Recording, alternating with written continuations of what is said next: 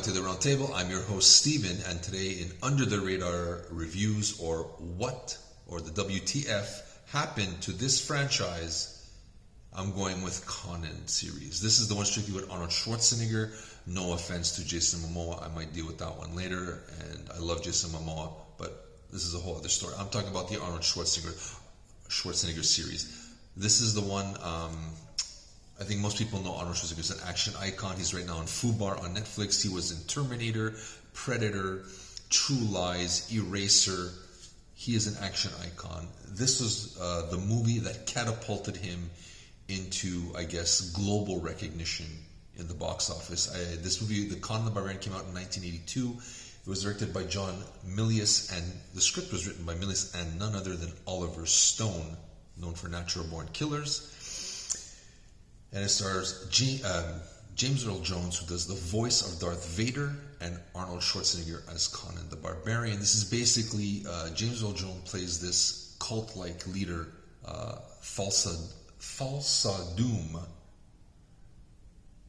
who goes to his Conan's village, kills everybody, keeps Conan as a slave, and he goes from city to city spreading this. He's a kind of a snake cult and spreading his grip across the globe. Conan sets out for revenge to kill this guy and tear down this cult from the roots, which is the leader, played by James Earl Jones. This movie came out in '82, where you could get away with not being politically correct. There's nudity, sex scenes, violence, a lot of killing with swords. So there's bloodshed. Everything you could want in Conan, which is a Robert E. Howard character. There's tons of books and comic books. It's a beloved character. Schwarzenegger was born to play this role. He looks like him, sounds like him, doesn't speak a lot. They were making fun of his accent, rightfully so at the time, but it did. He was Conan for me. And that 1982 film was great. It released a whole slew of other movies that were not as good, like Beastmaster, Deathwalker, Death Star. There's a whole bunch of barbarian movies, Sword and the Sorcerer, all kinds of that came out trying to capitalize on this. It's Dino De Laurentiis who produced this. It was a $20 million budget. It made about $79 million worldwide. And then with the DVDs, video cassette releases, blockbuster videos, this thing made $300 million. So it made a lot of money on its initial investment. And like I said, it catapulted Schwarzenegger into the action star realm that he was or is. Great movie. The second one came out 2 years later, Conan the Destroyer, where basically Conan and his partner Malik are tricked by this queen to bring her virgin niece to this magical palace, grabbing this crystal that will get them this mystical horn that will kind of release this dream god called Dagoth. Dagoth, a little history, was played by an uncredited Andre the Giant, the wrestler, the great wrestler Andre the Giant played the creature at the end. Little tidbit there. The movie, Dino De Laurentiis said that we made that much money with the first one being uber violent and nudity. And he goes, imagine if we toned that down for everyday audiences and make it a little funnier. John Milius wasn't there to direct, so I believe it was Stanley Mann came in. No, my directed by Richard Fleischer. My apologies. It's a story by Stanley Mann, screenplay by Stanley Mann, based on a story by Roy Thomas and Jerry Conway. So my apologies for the mix-up there.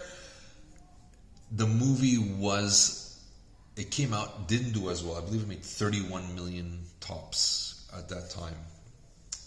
So not as much as the first one. Kind of deemed a failure. I know I went to the theater first time seeing this and was devastated. This became like a parody in my eyes at that time. It became a parody. It was a joke. You have also Grace Jones in this movie, which at the time I didn't like, but watching the movie again, I watched it again about 2 weeks ago. I like her in it. I give her kudos. She pulls it off nicely. You got basketball player Wilt Chamberlain in there. Olivia Dabo, I think it's her first movie. She's 14 years old in this movie. I watched it again, like I said, I liked it better now. It's still not nowhere near as great as Conan the Barbarian. And I think because it really, at that moment, disappointed the fan base. Conan is brutal. Conan is a man of few words. And you kind of made it a lighthearted version of it. You kind of made it, Conan became, a goody two-shoe. I don't think it flew. I know at that time I was devastated with this movie. I didn't watch it for, I think, 10 years. I did not I bought it on Blu-ray because I wanted to continue my Arnold Schwarzenegger collection, but I never bought it on videotape. I never bought the DVD. I said, no way. I do not like this movie. Watch it again now. Kind of liked it. I'm not saying it's a great movie by any means, but it's decent. And I think because so many people were disappointed and the box office disappointment, they never continued. Because there's always that ending with King Conan ruling his kingdom with a troubled brow. And I think that's what we're waiting for. Schwarzenegger has now hinted that they kind of want to do something about that. He's at that age where he can play the old king. I think it's time. If they do it right, if they get the guys to do The Witcher, maybe they can, that would be great.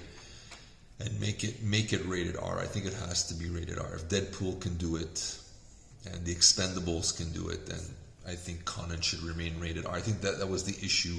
A lot of people, Conan is not a cartoon. It's a brutal depiction of the barbarians, and he was a ruthless barbarian who went to get his kingdom. So I think this should have been a great trilogy, and I'm disappointed it never got to be. Hopefully it will be. Like I said, Schwarzenegger he's been doing videos where he has his Conan sword. It's kind of hinting that he's thinking about this thing. I think it's time before it's too late. And, he doesn't have to be in a little skimpies. He can wear more clothing now if you don't want to. But I think it should be rated R. And have him do one last adventure as Conan the Barbarian. Well, King Conan. And I think that would be great. I think this is an underutilized franchise. I know they tried I mentioned Jason Momoa. It didn't work. But that's a whole other series altogether. This is a franchise that deserves better. I hope they bring in a third one, and it's at least half as good as the 1982 Conan the Barbarian, and we have something there. I'm disappointed. I wish the second one was done better, that we would have had a trilogy. It's an undiscovered, untapped gem of a franchise. And I think hopefully maybe somebody else will do it, and they will do it great. There was a rumor of a TV series. I think that's gone to the wayside, and that's unfortunate. I really think Conan the Barbarian, there's a lot of stories to be told. And I think it would be great entertainment. But that's me. But you let me know, did you like the Conan movies? What did you think? Were you disappointed with the second one? I know I was initially. I got over it now. I kind of like it. I'm not a diehard fan yet. The first one still is where every other barbarian movie will be measured up against, in my opinion. There's nothing better than that, Beastmaster is kind of decent, in my opinion. Sword and Sorcerer was not bad.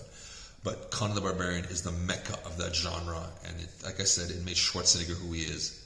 And I believe it's an underutilized franchise. But that's my opinion. You let me know, what do you think? Did you like it, not like it? Too brutal for you? Too comical for the second one? Love to hear from you. Send us your thoughts. We'd love to hear from you. Please hit the like button and subscribe. It would mean the world for us if you do that. This is Steven from the Aroundtable with WTF, what happened to this franchise, or Under the Radar Review. Whichever one you like better. Let me know which one you like better. I think what WTF happened to this franchise is not a bad title. But you let me know. This is Steven, signing off.